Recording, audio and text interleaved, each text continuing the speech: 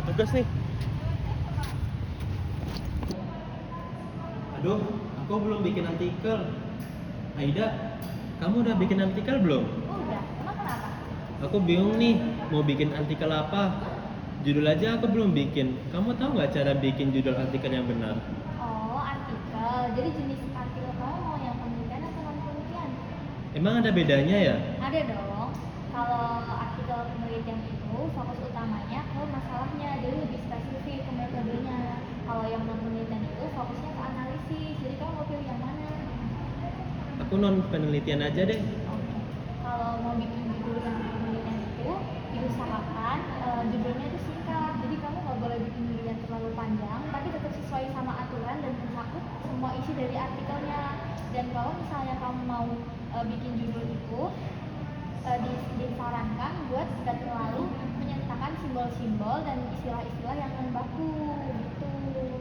Oh, berarti kalau mau bikin judul yang benar, intinya dia mencakup semua yang ingin dibahas pada artikel itu. Betul gitu. Oh, begitu ya. Terima kasih Aida. Oke.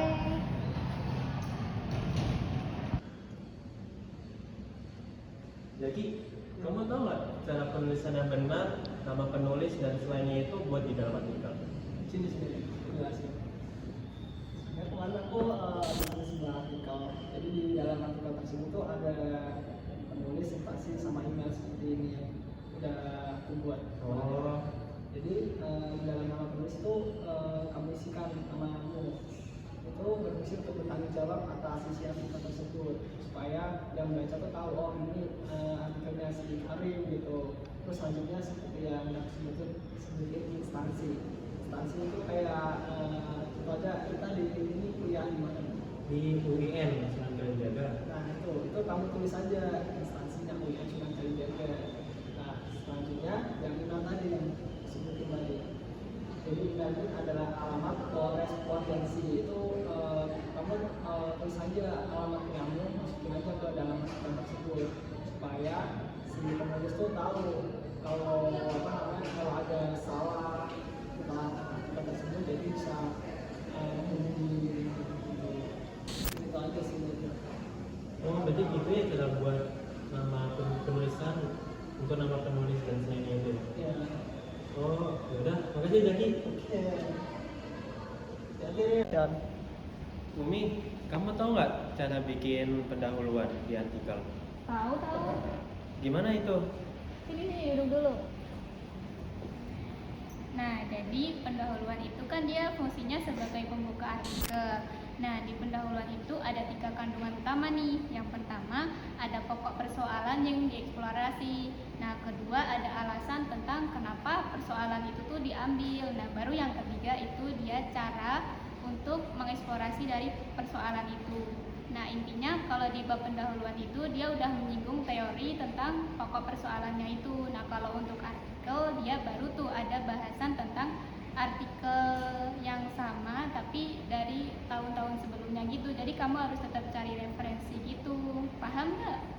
Oh, gitu ya cara buat pendahuluannya. Iya. Makasih Umi. Oke.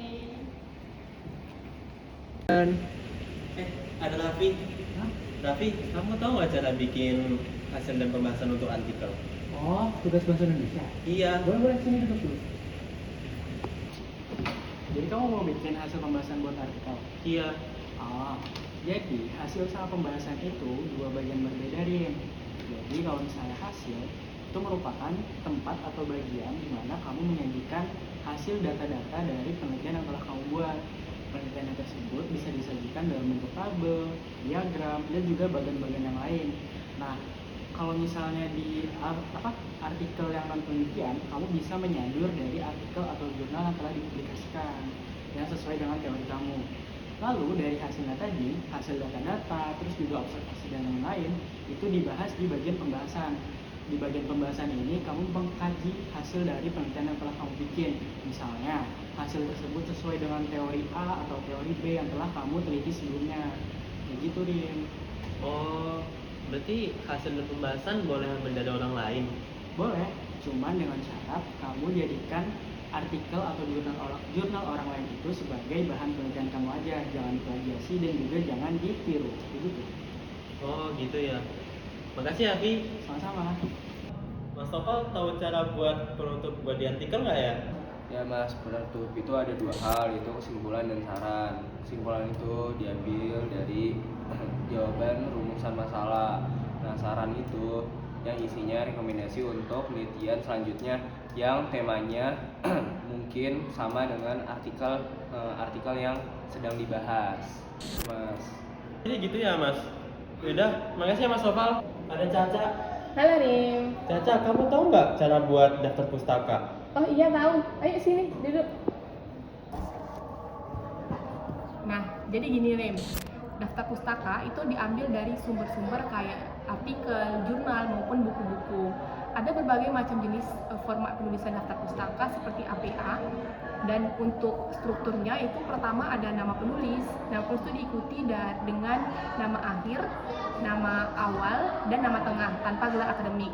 Selanjutnya yang kedua itu ada tahun penerbit, yang ketiga ada judul artikel atau judul sumber kamu ambil dari mana, yang keempat ada kota tempat penerbit, dan yang kelima ada tempat penerbit. Nah, untuk penulisan itu sesuai abjad, namun beda lagi untuk IEE dan MLA, seperti itu. Oh, berarti daftar pustaka itu dia terdiri dari sumber-sumber Ya, yang kita ambil dari sebelumnya, tapi kita mencantumkan nama penulis nama, ya, judul, sampai tempat penerbit. sampai tempat penerbit. Ya, Oke. Berarti gitu ya, Ca. Udah, terima kasih ya, Ca. ya sama Rim. Aduh, cara bikin abstrak gimana ya? Ayang, kamu tahu nggak cara bikin abstrak yang benar untuk artikel itu gimana ya? Tahu? Ayo Rim duduk dulu, nanti aku jelasin. Nah, kamu mau bikin abstrak kan? Jadi kalau kamu bikin abstrak itu tuh, kamu tuh harus rangkum isi artikel secara padat dan juga jelas. Jadi di dalam abstrak itu tuh kamu bisa ngejelasin permasalahan kamu tuh apa, terus metode kamu tuh apa, tujuan kamu tuh apa, dan juga nanti kamu bisa masukin hasil dan juga kesimpulan juga tuh apa. Jadi di dalam abstrak itu kamu bisa bikin poin tuh 100 150 sampai 250 kata, sama kata kuncinya itu bisa 2 sampai 5 kata kunci gitu, Rim. Oh, berarti abstrak itu terdiri dia cuma rangkuman padat dari artikel yang mau aku bikin ya? Iya. Oh, ya udah, terima kasih ya Dayang ya. Sama-sama, Karim.